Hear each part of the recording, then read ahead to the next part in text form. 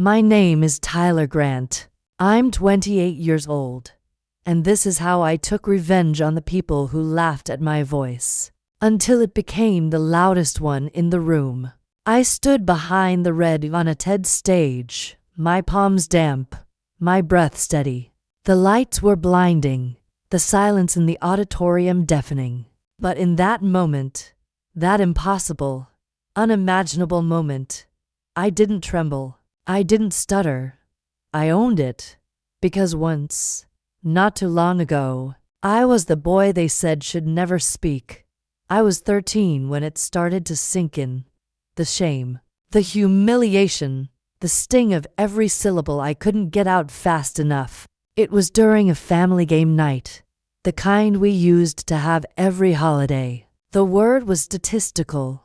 I barely got to the third syllable before my tongue betrayed me. My cousins burst out laughing, their bodies folded over like it was the funniest thing they'd ever seen. My uncle took it a step further, mimicking my voice with mock stammering and exaggerated expressions. He even said it slower, just so everyone could laugh harder. "Don't bother with words, Ty," he chuckled between gulps of beer. "You're more of a listener anyway." They didn't know it then, but something cracked open inside me that night. I didn't go back to the living room. I went to my room, closed the door, and stood in front of my mirror. I shoved a spoon in my mouth. I'd read somewhere that it helped with control, and practiced until my jaw ached. Over and over, I forced the words out, my eyes filling with tears not from pain, but from desperation. I remember whispering to myself, hoarse and defiant, "You're going to listen to me one day, all of you." And I didn't stutter when I said it. I grew up in a house where your voice was your value, where whoever could speak fastest, loudest, or sharpest won the room, and usually the respect. My father, a former high school football coach, was the king of that world. He could command attention with a clap of his hands or a single booming sentence. My older brothers inherited that gift effortlessly. Jason, the eldest, was the team captain and class president. Nate, the middle one, was the natural comedian, always armed with a punchline or insult faster than you could blink. At family dinners, our table sounded like a sports locker room, full of shouting, sarcasm, and a constant battle for dominance. And then there was me, the youngest, the quiet one, the boy who got stuck on his own name if he was nervous. I had what the doctors called a mild stutter, mild enough that it didn't qualify for intensive therapy, but persistent enough that it haunted every part of my childhood. I couldn't finish a joke fast enough for it to land. I couldn't argue back without getting laughed at mid-sentence. Even when I had something important to say, it often came out mangled or delayed. And by then, the moment had passed. My family didn't know how to handle that. Or maybe they did. By making me the punchline, they'd imitate me during card games, exaggerating the way I'd stumble through words. If I tried to talk during dinner, someone would finish my sentence with a smirk. "Use your words, Ty," they'd say, mockingly. "Oh wait, you can't." What made it worse was that sometimes even the teachers joined in, not openly, but through their quiet pity. During class presentations, I could feel the silence tighten around me. My hands would shake, my face would burn, and I'd trip over the same word 3 times while the class stared. Some teachers offered to let me turn in written assignments instead of speaking. I think they meant well, but it only made me feel more broken, so I stopped trying to be heard. I found refuge in books, novels, poetry, biographies of people who had once been ignored and then rose to change the world with their voices. I wrote endlessly in secret, journal entries, poems, fictional speeches that I would imagine delivering to standing ovations. I created whole versions of myself on paper, ones who didn't stammer or shrink in the face of a crowd. At night, I'd read my favorite speeches aloud to myself in a whisper, willing my tongue to move like theirs. The only person who never made me feel small was my mother. She was quiet, like me, an artist who filled our walls with watercolors and our shelves with books. She didn't try to fix me. She just listened. She'd sit beside me while I read aloud and say, "Your voice is strong. It's just learning how to find its rhythm." When I was with her, I didn't feel defective. I felt seen. But she passed away when I was 14. Breast cancer. Quick and cruel. After that, there was no buffer between me and the noise of the world. The house got louder, meaner. I faded into the background, surviving by staying small and silent. But somewhere deep inside, my love for language didn't fade. If anything, it grew. I became obsessed with the power of words. I would replay TED Talks until I could quote them line for line. I'd stay up late writing monologues for the version of me I wished I could be. The one who could walk into a room and stop it cold with nothing but his voice. In college, I chose to study communications. It felt ironic, even reckless, but I told everyone it was for writing or media. Never the real reason. I kept that secret to myself, because the truth, the thing I was too afraid to say out loud, was that I wanted to be a motivational speaker. I wanted to stand on a stage, look out into a sea of faces, and speak without apology. Not despite my stutter, but because of it. I was 20 to that Thanksgiving, fresh out of college and finally feeling like I was building something that mattered. I'd landed a job at a nonprofit that focused on youth empowerment, helping high school students build confidence, learn leadership skills, and find their voice. Ironically, the very thing I'd spent my whole life struggling to claim was what I now spent my days encouraging in others. I wasn't leading big keynotes or anything, but I'd started moderating small panels, helping teens speak up and share their stories. It felt like a calling, a quiet, powerful one. So when my family asked about work over dinner, I let my guard down. For once, I thought maybe they'd be proud. "There's this youth panel I'm moderating next week," I said, smiling as I reached for the mashed potatoes. "It's at a citywide event. I'll be leading the discussion." Jason didn't even let me finish.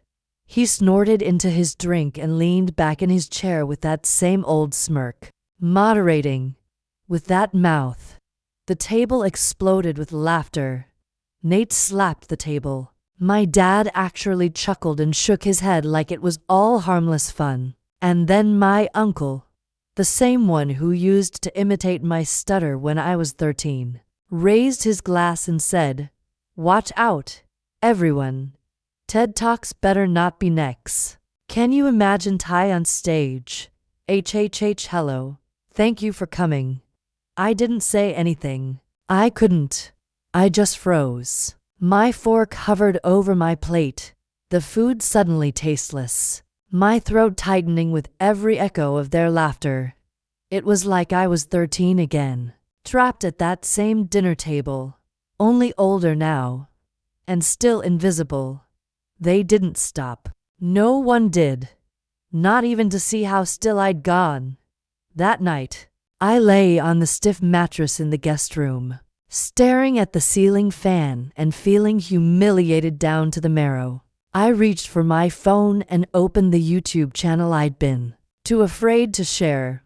It only had a handful of subscribers, strangers, mostly, and maybe 5 videos. Me, standing in my room or in an empty auditorium, giving practice speeches I'd written myself. I had recorded them in secret over the last year, trying to work through my fear. They weren't perfect. The stutter was still there.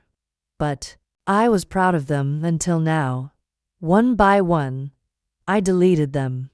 Every clip, every view, every hope. Voice trembling, I whispered to the dark, maybe they're right. But deep down, another voice answered, steadier, quieter, mine. That was the last night I let their voices be louder than mine. After that Thanksgiving, I didn't go back. Not just to the table, but to them. I stopped answering calls, stopped replying to the group texts about birthdays or barbecues. I moved out of the apartment I'd been sharing with Nate and into a small studio across town. No more casual Sunday dinners. No more pretending I didn't notice the smirks when I spoke. I didn't make some big announcement or dramatic exit. I just left, quietly, like I'd always done. But this time, the silence was mine. What I did next wasn't out of spite. It was out of necessity.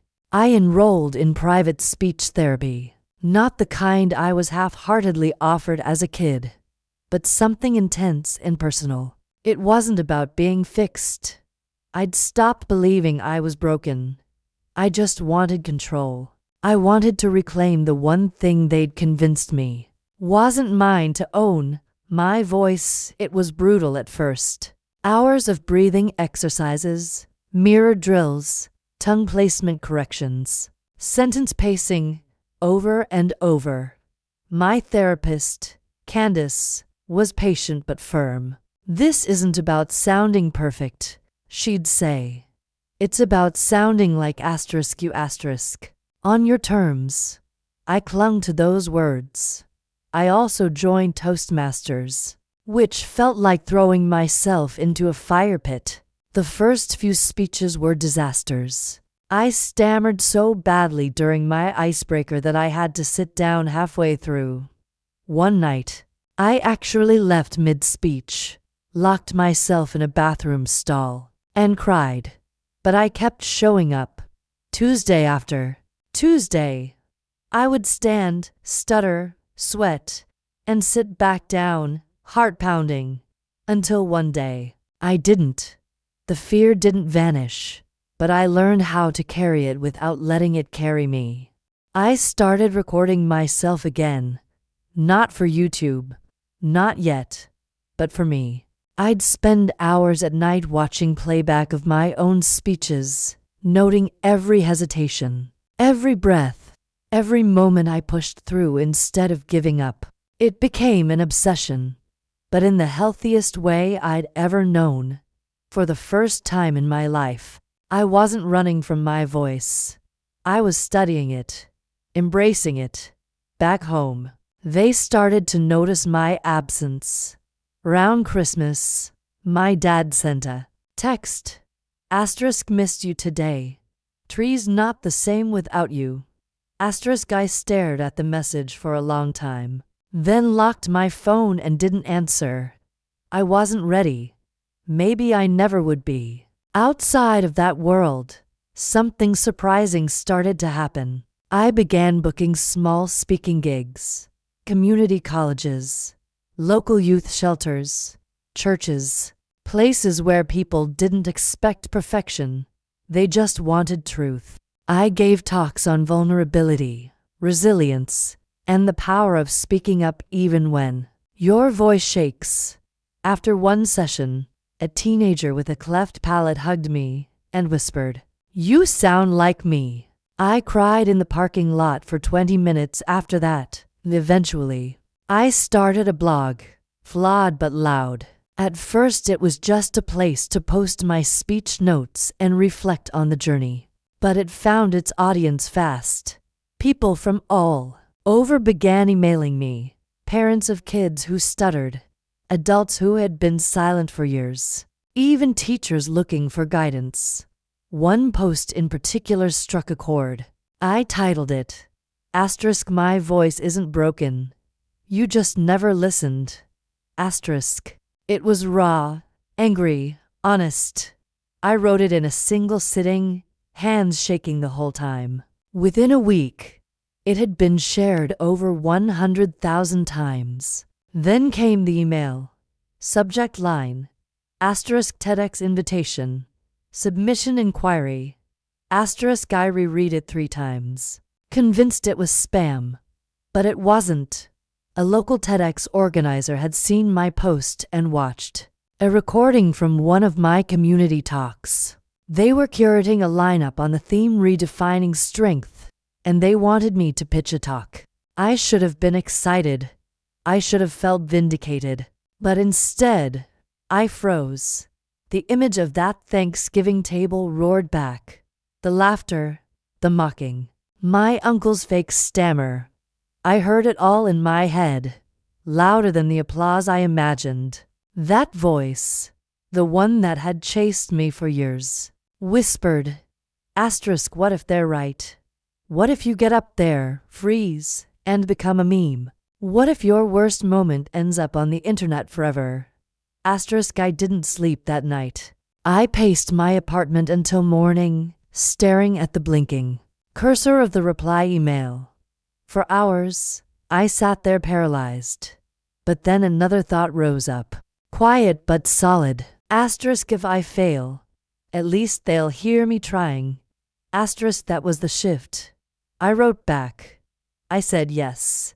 The day of the TEDx talk, my stomach felt like it was full of gravel. The event was held in a renovated theater downtown, and the red on the stage might as well have been a bullseye.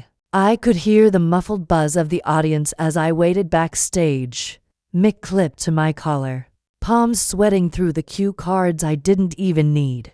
I'd rehearsed the speech so many times. I knew it by heart, but that didn't stop my throat from tightening with every passing second. When the announcer called my name, I stepped out under the lights, momentarily blinded. The applause was polite, curious. I walked slowly to the center of the stage and stood on the red, heart pounding. The title of my talk flashed on the screen behind me. Asterisk why I don't want to be fluent. Asterisk I took a deep breath. And then I stuttered. On the very first sentence. A long, awkward pause followed. My body tensed. But I didn't run. Instead, I leaned forward, gripping the sides of the podium gently, and said, "That was the part you were waiting for, right?" The room broke into laughter, not cruel or nervous, but warm, like they were laughing asterisk with asterisk me, not asterisk at asterisk me. And in that small crack of shared humanity, the fear began to dissolve. I went on. I told them how growing up, I was taught, not by strangers, but by the people who loved me, that fluency equaled intelligence, that smooth talkers were leaders, and people who stumbled over syllables belonged in the background. I talked about the family dinners where my stutter became the entertainment, where my uncle mimicked my voice for laughs, and my brothers joined in. I didn't name them. I didn't have to. I said, they told me my words didn't matter. But here you are, listening. The room went quiet. Still, I could see faces softening, nodding, leaning in. I shared how I used to record myself, late at night, whispering speeches into a cracked iPhone. How I deleted my YouTube channel after one dinner broke something inside me. How it wasn't therapy or technique that saved me. It was learning that my voice had value. Stutter and all. I told them I didn't want to be fluent. I wanted to be asterisk-heard. Asterisk when I finished. There was a beat of silence, and then a standing ovation. A wave of people rising to their feet, clapping, some even crying. I held it together until I got off stage, then collapsed into a chair backstage and cried harder than I had in years. The talk was posted online 2 days later. I didn't expect much, maybe a few thousand views, mostly from the local community. But within a week, it passed 500,000. Comments started pouring in. People who stuttered, parents of kids with speech disorders, educators, therapists, strangers who had never thought about voice in that way. One teacher wrote, "I showed this to my whole class. We had the most honest conversation we've ever had." But the comment that undid me came late one night. It was simple. Just a username I recognize from old birthday parties and awkward childhood summers. "Your uncle sent this to me," he cried. "Thank you. Asterisk your cousin, Jake." Asterisk I stared at it for a long time. I didn't reply, but I read it again and again. Not because I needed their validation anymore, but because it meant they finally heard me. I never set out to humiliate them. That was never the point. What happened on that TEDx stage wasn't revenge in the way most people imagine it. There was no mic drop with a smirk, no public shaming or triumphant "I told you so." It was something quieter, stronger, because revenge isn't always about shouting louder. Sometimes it's just about standing so tall that the people who once looked down on you have no choice but to meet your eyes. In the months that followed, my family started reaching out more. At first, it was subtle. A "saw your video" text from Nate, a heart emoji on a blog post from my dad's Facebook account. Then it turned into invitations. Coffee, lunch, catching up. I said yes, but on my terms. One-on-one. No group tables. No audience. My dad was the first to actually say something about it. We met at a diner, the same one we used to go to after my brother's football games. He stirred his coffee in circles and said, "Didn't realize it hurt you so bad back then." I looked him in the eye and answered evenly, "You didn't have to realize it. You just had to stop laughing." He didn't say much after that, just nodded. But for once, he didn't deflect, and he didn't joke. When Thanksgiving rolled around again, I surprised even myself by agreeing to go. Part of me was still nervous, still scarred, but the other part, the stronger part, knew I wasn't returning as the boy who used to sit silently at that table. I was walking back in as the man who had claimed his voice and used it to reach millions. I didn't need their approval anymore. I just wanted to take my place without shrinking. Dinner was quieter that year. No one made jokes when I spoke. There were a few awkward pauses, a lot of sit-along glances, but no laughter. And when I raised my glass of water near the end of the night, I saw every eye turn toward me. To voices, I said, broken, fluent, and everything in between. My brothers didn't say much. They just looked at me. And this time, they listened. 2 years later, I stood on the red again. Same stage, different man. The lights didn't feel as harsh this time.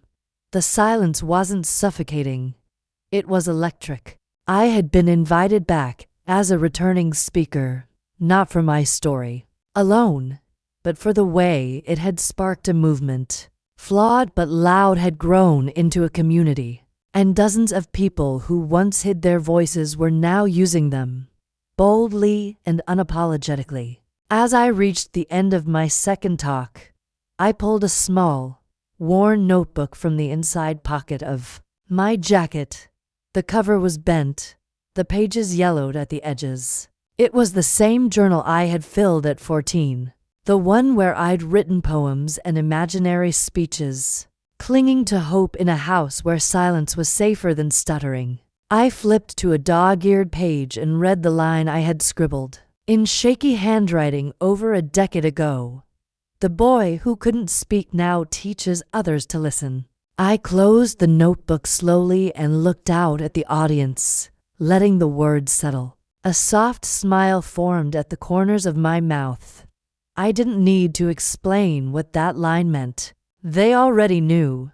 I turned to the camera, heart steady, voice clear.